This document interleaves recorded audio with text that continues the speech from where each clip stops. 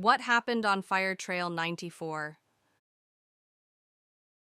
In September 2006, a 26-year-old postgraduate student named Talia Brent traveled to the Pilliga Forest in northern New South Wales to collect soil samples. She was halfway through her master's thesis in environmental science, specializing in post-bushfire ground rehabilitation. Talia had permission to work alone in a fire-affected zone near Fire Trail 94, a narrow track rarely used by the public. She was scheduled to check in with her university supervisor every evening, but on her second day she didn't call. Her last message was a text sent at 5:42 p.m. Heading back now, trails washed out, but I think I found a shortcut. She was never seen again. Talia had planned to spend 3 days in the bush, camped on Crown land.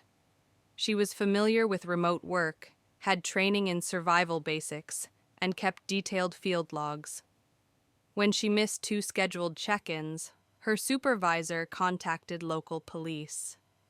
The initial search started 36 hours later, delayed by paperwork and distance. By then, rain had rolled through the region. Her last known coordinates placed her within 3 kilometers of Fire Trail 94, an overgrown access road known to get washed out during spring storms. Authorities found her campsite untouched. Her tent was zipped, her food untouched. Her 4-wheel drive was not at the site. 6 weeks after the search was scaled back, a local bushwalker found Talia's 4-wheel drive, deep off the fire trail. It had been hidden by regrowth and positioned at an angle facing downhill. All 4 tires were slashed. The driver's door was open. The keys were on the floor. Her equipment was still in the back. Soil canisters, a portable GPS unit with a dead battery, and an emergency radio that hadn't been used. No blood, no fingerprints beyond her own.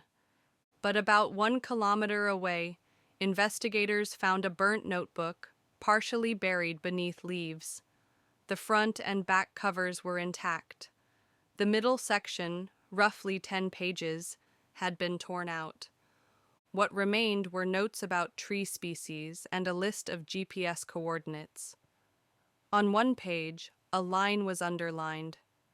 Clearing south of marked fire break, strange scent, ash intact, no new growth. The line was dated the same day she vanished. Then came the image. Weeks after the discovery of the vehicle, rangers checking trail cams found a single blurred frame. A person, or possibly 2, standing near Talia's vehicle at 2:17 a.m. The image was too distorted to identify anything clearly, but there were no search crews in the area at that time. But several anomalies were never explained. Why were all 4 tires slashed? Why hadn't she used the emergency radio? Why was her bag missing but her car keys left behind?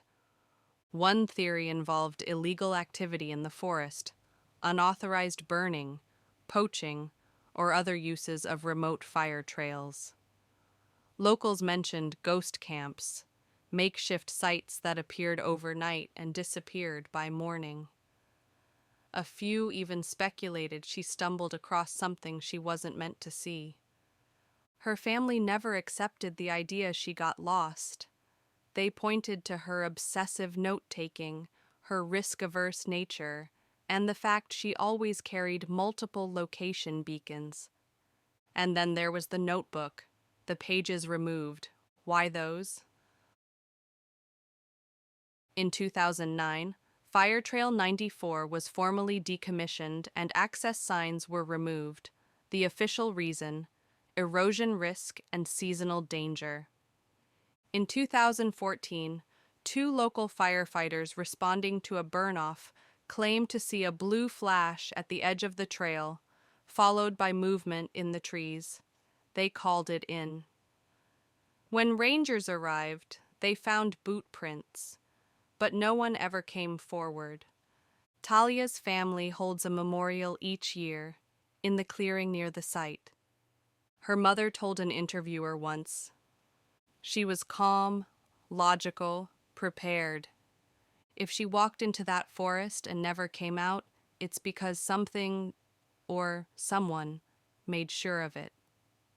To this day, Talia Brent's disappearance remains unsolved, and what happened on Fire Trail 94, no one really knows. This is Caught Off Path, and this was Unsolved Australia.